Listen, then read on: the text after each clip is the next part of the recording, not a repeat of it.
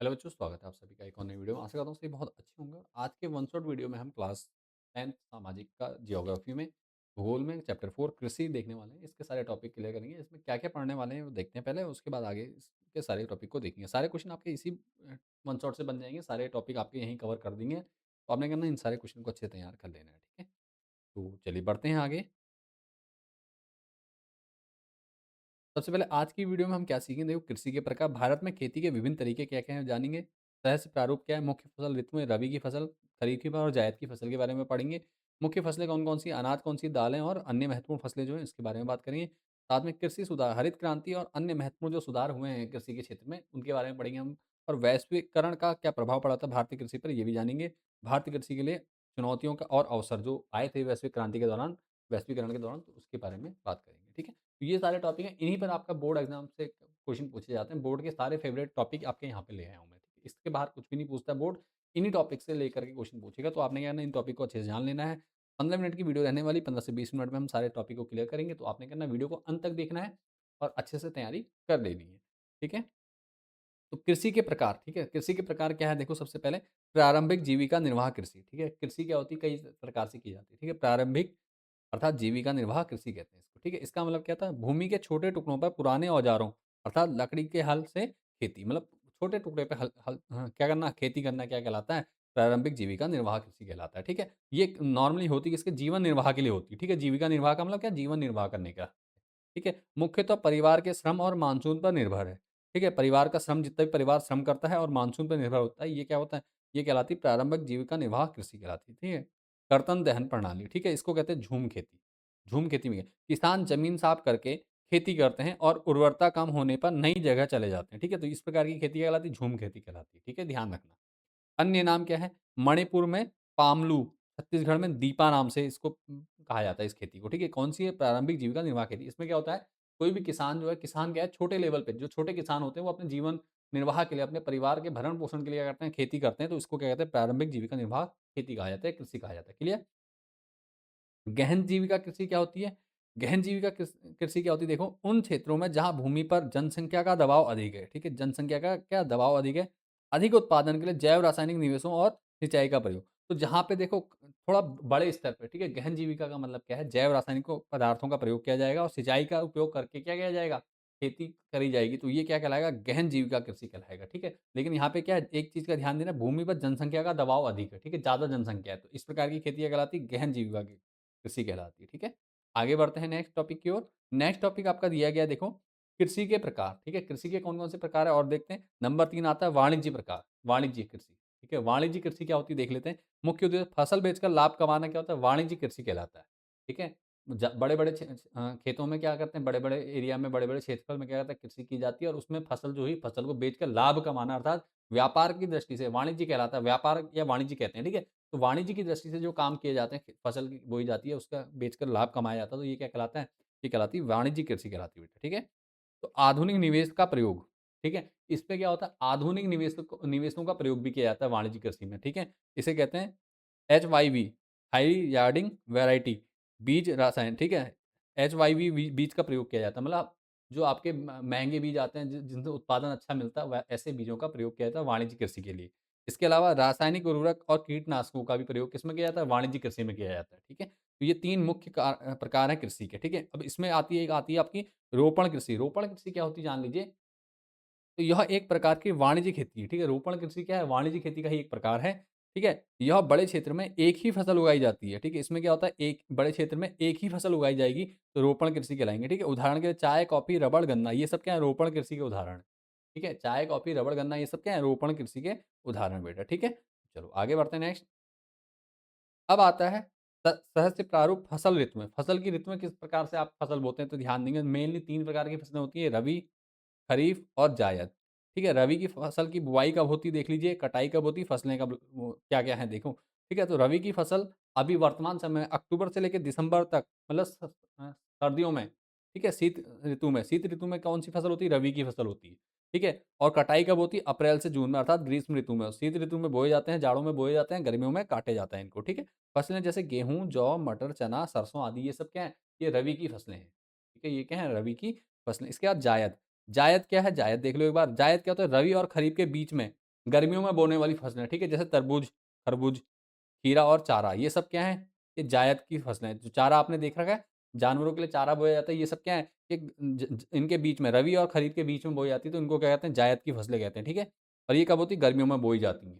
ठीक हो गया? इसके अलावा देखो, खरीफ की फसलों की बुआई होती है जून-जुलाई में, अर्थात मानसून के टाइम होती है, बरसात में, ये जल ज़्यादा माँगती है। कटाई होती है सितंबर-अक्टूबर में, ठीक है? फसल हो गई चावल, मक्का, ज्वार, कपास और जूट, ये सब क्या है? खरीफ की फसलें हैं, क्लियर?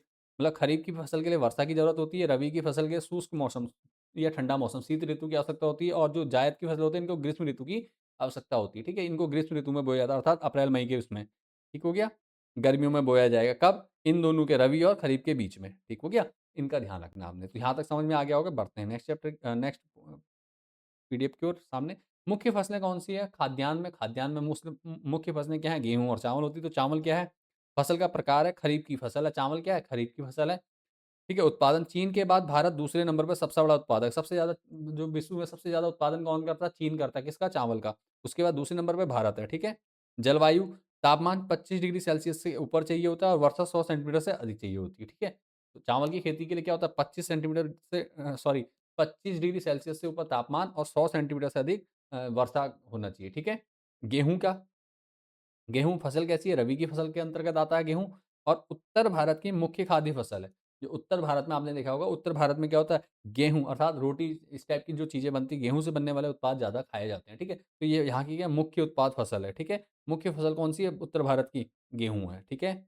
और जलवायु कहाँ कैसी है? शीत ऋतु में, और पकने का समय खिली धूप, ठीक है? शीत ऋतु में इसको बोया जाता है, और गर्मियों के टाइम में, अर्थात मार्च और अप्रैल में इसको काटा जाता है, इसकी फसल को, ठीक है? ये समय वर्षा लगभग 50 से 75 सेंटीमीटर, इसमें वर्षा की थोड़ा चावल के मुकाबले, जो चावल है, चावल के मुकाबले, अर्थात धान कहेंगे, धान के मुकाबले कम होती है आवश्यकता, ठीक है?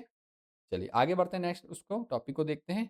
अगला है मुख्य फसलें, इसमें क्या है? मोटे अनाज में क्या आता है आपका? ज्वार आता है, बाजरा आता है और रागी, ठीक है? ज्वार, बाजरा, ज्वार क्या होता है? महाराष्ट्र का प्रमुख फसल है, ठीक है? वर्षा पर निर्भर फसल है ये, वर्षा ऋतु में बोया जाएगा, वर्षा पे निर्भर करता है, ठीक है? बाजरा राजस्थान में प्रमुख फसल है, बलुआ मिट्टी में उगता है, ठीक है? जो बाजरा है, वो कहाँ होता है? रेतीली मिट्टी, बलुआ मिट्टी कहते हैं, वहाँ उगता है। क्या? राजस्थान की प्रमुख फसल कौन-सी है? बाजरा। महाराष्ट्र की प्रमुख फसल कौन-सी है? ज्वार, ध्यान रखना, ठीक है? इसके अलावा रागी, शुष्क प्रदेशों की फसल है, जैसे लोहा और कैल्शियम से भरपूर है, ठीक है? रागी क्या होती है? शुष्क फसल होती हैं, ये कहाँ होती हैं? लोहा और कैल्शियम जहाँ भरपूर मात्रा पाया जाता है, जहाँ छत्तीसगढ़, झारखंड जैसे राज्यों में पाया जाएगा, ठीक है? इसके बाद बात करते हैं मक्का। मक्का क्या है? खाद्यान्न और चारा, ठीक है? मक्का का उत्पादन खाद्यान्न के रूप में भी किया जाता है और चारे के रूप, दोनों रूपों में प्रयोग किया जाता है, क्या? मक्का, ठीक है? इसके अलावा दालें, जिसे दलहन की कहते हैं, ठीक है? दलहन क्या हो गई? भारत विश्व का सबसे बड़ा उत्पादक और उपभोक्ता है। यहाँ भारत में क्या होता है? सबसे ज़्यादा दालें उत्पादन किया जाता है दालों का, और उपभोग भी सबसे ज़्यादा हमारे देश में किया जाता है भारत में, ठीक है? विश्व का सबसे बड़ा उत्पादक क्या है? दालों का है भारत। उसका लाभ क्या है? वायु में नाइट्रोजन लेकर भूमि की उर्वरता बढ़ाती। दालें क्या करती हैं? वायु से नाइट्रोजन लेती हैं और क्या करती हैं? भूमि की उर्वरता बढ़ाती। कौन? दालें, ठीक है? इन चीज़ों को देख लिया, अगले टॉपिक की ओर बढ़ते हैं। अगला टॉपिक देखिए, उसमें क्या है? गन्ना। गन्ना क्या है? जान लेते हैं। गन्ना शुगर केन भी कहा जाता है। जलवायु उष्ण और उष्ण कुपोषण, ठीक है? उष्ण और उपोष्ण कटिबंधीय फसल, अर्थात ये कब बोई जाती है? बोई जाती है ये आपकी जनवरी के आसपास, और काटी कब जाती है? नवंबर-दिसंबर में, ठीक है? इस टाइप में काटी जा रही है। तो तापमान 21 डिग्री सेल्सियस से 27 डिग्री सेल्सियस का होना चाहिए। वर्षा इसको 75 से 100 सेंटीमीटर की चाहिए होती है। लगभग जितना गेहूँ, धान के लिए होती है, उतनी ही इसको वर्षा की आवश्यकता होती है, अर्थात जल की आवश्यकता होती है, ठीक है? उत्पादन, ब्राज़ील के बाद, ठीक है? ब्राज़ील के बाद भारत दूसरे सबसे बड़े उत्पादक है। ठीक है? सबसे ज़्यादा गन्ना कहाँ पाया जाता है विश्व में? ब्राज़ील में पाया जाता है, बोया जाता है, उत्पादन किया जाता है, उसके बाद दूसरे नंबर पे भारत आता है, ठीक है? इसके बाद आता है तिलहन, जिनसे तेल निकाला जाता है। ऐसी फसलें जिनसे तेल निकाला जाता है, उन्हें तिलहन की फसलें कहा जाता है, ठीक है? तो प्रमुख फसलें कौन-सी होती भाई? मूँगफली की, जैसे खरीफ में बोई जाती है, सरसों रबी की फसल है, इनसे क्या होता है? तेल निकलता है, ठीक है? सोयाबीन और नारियल, ये सब क्या है? इनसे तेल निकलता है, तो ये सब कौन-सी फसलें कहलाएँगी? तिलहन की फसलें कहलाएँगी, ठीक है? उसका उपयोग क्या? खाना पकाने में और साबुन व प्रसाधन उद्योग में, ठीक है? साबुन और जो प्रसाधन, मतलब मेकअप का जो सामान बनता है, उसमें उपयोग किया जाता है, ठीक है? तो खाना पकाने में होता है, साबुन बनाने में, और प्रसाधन उद्योग में, ठीक है? इन चीज़ों में क्या होता है? तिलहन का उपयोग होता है, क्लियर? बढ़ते हैं नेक्स्ट टॉपिक की ओर। अब आता है पेय और बागवानी, ठीक है? पेय और बागवानी फसलें, क्या है? चाय। चाय देखो प्रकार, रोपण कृषि के अंतर्गत आती है, ठीक है? श्रम सघन उद्योग है ये। क्या है? एक उद्योग के तौर पे किया जाता है इसको, और क्षेत्र कहाँ? असम, दार्जिलिंग में होता है, पश्चिम बंगाल के साइड। इन जगहों पे क्या सबसे ज़्यादा चाय का अ, उत्पादन किया जाता है, ठीक है? उसके अलावा कॉफ़ी। कॉफ़ी भी क्या है, ये पेय में आती हैं सब, ये पेय के हैं, ठीक है? पेय में भारत की अरेबिका किस्म विश्व प्रसिद्ध है, ठीक है? भारत की एक कॉफ़ी की किस्म है जो है अरेबिका, ठीक है? अरेबिका क्या है, विश्व प्रसिद्ध है। क्षेत्र नीलगिरी की पहाड़ियाँ, ठीक है? कर्नाटक, केरल और तमिलनाडु में क्या होता है, कॉफ़ी बोई जाती है। कहाँ? कर्नाटक, केरल और तमिलनाडु अर्थात नीलगिरी की पहाड़ियाँ, ठीक है? यहाँ क्या होता है, कॉफ़ी का उत्पादन सबसे अधिक होता है। उसके अलावा बागवानी फसलें क्या कहलाती हैं? भारत फल और सब्जियों का एक बड़ा उत्पादक देश है, ठीक है? भारत क्या है? भारत में क्या होता है, फल और सब्जियों का एक बड़ा उत्पादक देश है, जहाँ आम के लिए महाराष्ट्र, संतरे के लिए नागपुर और सेब जम्मू-कश्मीर के क्या है, सबसे ज़्यादा उत्पादन होता है, सबसे ज़्यादा फेमस भी हैं ये 3 जगह, और यहीं क्या होता है, सबसे ज़्यादा उत्पादन किया जाता है, ठीक है? बागवानी फसलें कहलाती हैं, ठीक है? फलों की जो बागवानी की जाती है, इसे बागवानी फसलें कहते हैं, क्लियर है? चलो आगे बढ़ते हैं इसके बाद। अखाद्य फसलें क्या होती हैं? रबड़, कपास और जूट, ये क्या है, अखाद्य, इनको खाने के लिए नहीं कि इनकी फसल की जाती है, ये खाने में यूज़ नहीं होती हैं। इनसे क्या होता है, कपास से कपड़े-वपड़े बनाने में, जूट से रस्सियाँ-वस्सियाँ बनाने में, सब इन चीज़ों में रेशा प्राप्त होता है इनसे, ठीक है? रबड़ से क्या होता है, बाकी चीज़ें होती हैं जो सामान यूज़ होता है, ठीक है आपका? रबड़ से प्लास्टिक-व्लास्टिक और आपका जो बाकी रबड़ से बनने वाले उद्योग हैं, उनमें यूज़ होता है, ठीक है? तो रबड़ क्या है, जलवायु भूमध्य रेखीय फसल होती है ये, ठीक है? शर्त क्या है, 200 सेंटीमीटर से अधिक वर्षा और 25 डिग्री सेल्सियस से अधिक तापमान होना चाहिए। किसमें? रबड़ के लिए कितना? 200 सेंटीमीटर से अधिक वर्षा और 25 डिग्री सेल्सियस से अधिक तापमान होना चाहिए, ठीक है? कपास क्या होता है? फसल का प्रकार। खरीफ की फसल काली मिट्टी में होती है, ठीक है? जो क कपास है, कपास के लिए सबसे अच्छी क्या है मिट्टी? काली मिट्टी है, ठीक है? और 210, ठीक है? शर्तें क्या है? 210, इसमें क्या है, ये 210 सेंटीमीटर वर्षा की आवश्यकता होगी और पाला रहित दिन, ठीक है? पाला रहित दिन, अर्थात जिसमें पाला नहीं पड़ता और खिली धूप, ठीक है? इस ऐसा मौसम जहाँ होगा, वहाँ होगी क्या आपकी कॉटन होगी। कॉटन होती है काली मिट्टी, अर्थात महाराष्ट्र साइड में सबसे ज़्यादा कपास की खेती की जाती है। इसके अलावा जूट देख लीजिए, उपनाम रहता है सुनहरा रेशा कहते हैं इसे। जूट को क्या कहते हैं? सुनहरा रेशा भी कहते हैं, गोल्डन फाइबर कहा जाता है इसको, ठीक है? इसके बाद ध्यान देंगे शर्तें, बाढ़ के मैदानों की उपजाऊ मिट्टी, उच्च तापमान, ठीक है? बाढ़ के मैदानों की उपजाऊ मिट्टी, जहाँ बाढ़ आता है नदी के किनारे वाला, ठीक है? और साथ में उच्च तापमान, ये चाहिए जूट की खेती के लिए, ठीक है? उपयोग बोरियां बनाने में, चटाई और रस्सी आदि बनाने में क्या होता है, इसका प्रयोग किया जाता है। किसका? जूट का। आगे बढ़ते हैं। प्रौद्योगिकी और संस्थागत सुधार, क्या-क्या सुधार हुए देखो स्वतंत्रता के बाद कृषि के क्षेत्र में, उनके बारे में चर्चा करेंगे, ठीक है? ठीक है, संस्थागत सुधार क्या किए? चकबंदी की गई सबसे पहले। भारत में क्या था? खेती अलग-अलग, दूर-दूर होती थी किसानों की, ठीक है? तो छोटे-छोटे खेतों को मिलाकर एक बड़ा बनाया, एक हिस्सा दे दिया। जैसे ऐसे कुछ खेत थे, एक किसान के कहीं एक टुकड़ा यहाँ पर, दूसरा टुकड़ा यहाँ पे, किसी के यहाँ पे, ऐसे-ऐसे करके थे। इन सबको इकट्ठा करके इनको तो किसान को ले लिया, यहाँ से इसी का इसका मूल्य के बराबर दूसरी जगह कोई ज़मीन दे दी किसान को एक ही जगह पर, ठीक है? इसे कहते हैं चकबंदी, ठीक है? किसने किया? सरकार ने किया है, ये सरकार ने उठाया कदम, ठीक है? इसके अलावा जमींदार प्रथा का उन्मूलन, जो जमींदारी प्रथा थी उसको खत्म किया गया, समाप्त किया गया। कब? स्वतंत्रता के बाद जो सुधार आए, ठीक है? इसके अलावा भूमि सुधार कानूनों को प्राथमिकता दी गई। भूमि की उर्वरकता और इन सब चीज़ों को बढ़ाने के, सुधार को बढ़ाने के लिए जो कानून बना, उसको क्या प्राथमिकता दी गई, ठीक है? उसका भूदान, ग्रामदान आंदोलन, ठीक है? भूदान और ग्रामदान आंदोलन भी चला हमारे देश में, उसके बारे में देख लो। प्रवर्तक आचार्य विनोबा भावे, ठीक है? जो प्रवर्तक थे, किसने किया था ये भूदान, ग्रामदान आंदोलन? आचार्य विनोबा भावे ने किया था, ठीक है? भूमिहीनों को स्वेच्छा से भूमि दान करना, जो जिनके पास ज़मीन नहीं थी, उनको स्वेच्छा से क्या करना? भूमि दान करना, ये था इसका नाम, ठीक है? भूदान, ग्रामदान आंदोलन जो था, ठीक है? इसका जो मुख्य उद्देश्य क्या था? भूमिहीन, जिनके पास ज़मीन नहीं थी, उनको अपनी इच्छा से, जिनके पास ज़मीन थी, वो अपनी इच्छा से क्या करें? भूमि दान करें, ये इसका मुहिम थी। इसे रक्तहीन क्रांति भी कहा जाता है। इसे क्या कहा जाता है? रक्तहीन क्रांति। भूदान को रक्तहीन क्रांति भी कहा जाता है, ठीक है? तो ये आपका क्या है? भूदान, ग्रामदान आंदोलन, इसका ध्यान रखेंगे आप। आगे बढ़ते हैं।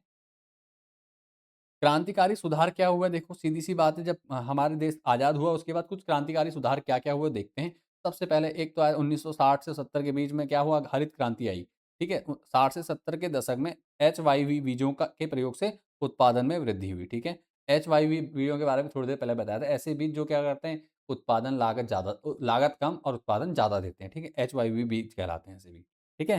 हाइब्रिड भी कहा जाता है इनको, ठीक है? तो उत्पादन में वृद्धि हुई कब? 1960 के टाइम पर। ये 1960 से 70 के दशक में क्या हुआ था? एचवाईवी बीजों के प्रयोग से क्या हुआ? उत्पादन में वृद्धि हुई। ठीक है? उसके बाद नंबर 2, विशेषकर गेहूँ और चावल के उत्पादन में क्रांति आई यहाँ पर। सबसे ज़्यादा उस समय क्या? हरित क्रांति के समय विशेषकर क्या गेहूँ और चावल के उत्पादन में सबसे ज़्यादा क्रांति आई। इसके बाद देखो कृषि के क्षेत्र में पशुपालन से संबंधित श्वेत क्रांति आई। ठीक है? हरित क्रांति आई पहले, उसके बाद आई श्वेत क्रांति। श्वेत क्रांति में क्या हुआ? ऑपरेशन फ्लड के नाम से भी जाना जाता है, ठीक है? ऑपरेशन फ्लड के नाम से भी जाता है किसको? श्वेत क्रांति, अर्थात दूध उत्पादन को बढ़ावा दिया गया। इसका उद्देश्य क्या था श्वेत क्रांति का या ऑपरेशन फ्लड का? दूध उत्पादन को बढ़ावा देना, अर्थात कृषि को, पशुओं से संबंधित कृषि को क्या है ना बढ़ावा देना। उसके बाद वित्तीय सहायता। वित्तीय सहायता के लिए क्या हुआ कि किसान क्रेडिट कार्ड और व्यक्तिगत दुर्घटना बीमा योजना पीएआईएस चलाई गई सरकार के द्वारा, ठीक है? किसान क्रेडिट कार्ड दिया गया ताकि किसानों को कम ब्याज दरों पे लोन मिल सके, ठीक है? और व्यक्तिगत दुर्घटना बीमा भी कराया गया। इसके बाद बढ़ते हैं आगे। आपका ग्रामीण बैंकों और सहकारी बैंक समितियों की स्थापना की गई, ठीक है? ग्रामीण बैंकों की स्थापना हुई इस दौरान, ठीक है? और साथ में सहकारी समितियों की भी स्थापना की गई भारत में। तो ये सारी चीज़ें हुई। उसके बाद वैश्वीकरण का कृषि पर प्रभाव क्या पड़ा था हमारे देश में देखो। चुनौतियाँ क्या आई थी 1990 के बाद भारतीय किसानों को विकसित देशों से स्पर्धा करनी पड़ रही थी। ठीक है? जो विकसित देश थे उनसे भारतीय किसानों को क्या करना पड़ता है? स्पर्धा करनी पड़ रही थी। विकसित देशों में कृषि पर भारी सब्सिडी दी जाती थी। ठीक है? जो विकसित देश है वो क्या करते थे? कृषि पे अपने किसानों को भारी सब्सिडी देते थे, लेकिन भारत में ऐसा कुछ नहीं था उस समय। ठीक है? उसके अलावा भविष्य का रास्ता कार्बनिक कृषि, उर्वरक अर्थात ऑर्गेनिक फार्मिंग जिसे कहते हैं, उर्वरकों और कीटनाशकों के बिना खेती करने के रास्ते खुले, ठीक है? भविष्य का रास्ता खुला, ठीक है, इसके लिए। साथ में सस्यावर्तन, फसल चक्र अपनाना और विविध फसलें उगाना, ठीक है? एक तो फसल चक्र का प्रयोग करने लगे, जानकारी मिलने लगी जब वैश्विक स्तर बढ़ा, साथ में विविध फसलें उगाने का लिए रास्ता खुले। साथ में लक्ष्य पर्यावरण की रक्षा और किसानों की आय में वृद्धि, ठीक है? ये आपका क्या भविष्य का रास्ता खुला। इससे क्या हुआ? जब वैश्वीकरण हुआ तो ये कुछ चुनौतियाँ आई और कुछ फ़ायदे भी हुए हमें, ठीक है? तो जिसमें कार्बनिक कृषि का ऑर्गेनिक फार्मिंग हुई, सस्यावर्तन हुआ अर्थात फसलों का चक्र अपनाने लगे हम लोग, हमें पता चला जैसे-जैसे, ठीक है? और लक्ष्य, ठीक है? ये सब चीज़ें। अगला देखो इसमें आपका क्या है, हमने जो-जो चीज़ पढ़ी इसको देख लीजिए एक बार और उसके बाद बढ़ते हैं आगे, ठीक है? अध्याय का सारांश क्या है? मुख्य बातें हमने क्या पढ़ा? भारत में कृषि के 3 मुख्य प्रकार हैं, प्रारंभिक, गहन और वाणिज्यिक, ठीक है? प्रारंभिक का मतलब जो सिंपल अपने घर परिवार के पोषण के लिए किया जाता है, अपने जीवन यापन के लिए। गहन का मतलब थोड़ा बहुत उससे लाभ कमाने के लिए, ठीक है? बड़े स्तर पे अपने शहर की पूर्ति जनसंख्या की भोजन पूर्ति और खाद्य पूर्ति के लिए किया जाता है, और वाणिज्य होता है बेचकर धन लाभ कमाने के लिए, ठीक है? 3 मुख्य फसलें और ऋतुएँ कौन-सी हैं? रबी, खरीफ और जायद। रबी जाड़ों में बोई जाती है, गर्मियों में काटी जाती है। खरीफ बरसात में बोकर जाड़ों के टाइम पे काटी जाती है, और जायद ठीक गर्मियों में बोई जाती है, ठीक है? तो ये चीज़ें आपको पता है। फसल मैंने आपको बता दी कौन-कौन। चावल और गेहूँ भारत की सबसे महत्वपूर्ण खाद्य फसलें हैं, ठीक है? ये क्या है? सबसे ज़्यादा खाद्य फसलें कौन-सी हैं हमारे देश की? चावल और गेहूँ हैं। ठीक है? हरित क्रांति और श्वेत क्रांति ने कृषि उत्पादन में आधारभूत वृद्धि की थी, ठीक है? जब हरित क्रांति और श्वेत क्रांति आई थी, इससे क्या हुआ? कृषि उत्पादन में काफ़ी लाभ हुआ था, काफ़ी वृद्धि हुई थी इससे, ठीक है? इसके अलावा कृषि सुधारों और वैश्वीकरण ने भारतीय कृषि को नई दिशा भी दी थी। जो कृषि सुधार किए गए देश में, और साथ में वैश्वीकरण होने से क्या हुआ? भारतीय कृषि को क्या हुआ? एक नई दिशा मिली थी, जिससे क्या हुआ? काफ़ी सुधार आया हमारे कृषि करने के तरीकों में, ठीक है? तो आगे इसके अलावा देखो अभ्यास के कुछ प्रश्न, इन क्वेश्चनों को आप लोगों ने देख लेना है। किसी क्वेश्चन को लेकर कोई डाउट हो तो कमेंट कर देना। बाकी मुझे कमेंट में इन क्वेश्चन के आंसर जिनके आपका 1 से 2 लाइन में लिख के मेरे को दे भी देने हैं, ठीक है? ताकि मुझे पता चल जाए कि हाँ, आप लोगों ने कंप्लीट कर लिया। कोई डाउट हो किसी क्वेश्चन को लेकर के कमेंट कर दीजिएगा और देख लेते हैं। क्वेश्चन देखिए क्या है? कर्तन दहन प्रणाली, झूम खेती जिसे कहते हैं, इससे आप क्या समझते हैं? अभी बताया था थोड़ी देर पहले, आपको पता होगा। तो झूम खेती के बारे में आपने बताना है। उसका रबी और खरीफ की फसलों के बीच 2 मुख्य अंतर उदाहरण सहित बताइए, ठीक है? ये 2 प्रश्न आपने बताने हैं। हरित क्रांति का भारतीय कृषि पर क्या प्रभाव पड़ा, ये भी आपको बताना है। जूट को सुनहरा रेशा क्यों कहा जाता है और इसका मुख्य उपयोग किसमें किया जाता है? ठीक है? क्वेश्चन नंबर 4 का कमेंट ज़रूर करना है आप लोगों ने, ठीक है? उसके बाद भारत में कॉफ़ी की प्रसिद्ध किस्म का क्या नाम है? ठीक है? जो कॉफ़ी की प्रसिद्ध किस्म है उसका नाम बताना है आपने। तो उम्मीद करता हूँ वीडियो पसंद आई होगी, वीडियो को से कुछ सीखने को मिला। तो वीडियो को लाइक करके दोस्तों के साथ शेयर कर दो, और किसी टॉपिक पे अगर कोई डाउट है तो कमेंट करके क्वेश्चन कर सकते हो, पूछ सकते हो। मिलते हैं नेक्स्ट वीडियो में। Thanks for watching this video. Board exam के लिए ढेर सारी शुभकामनाएँ।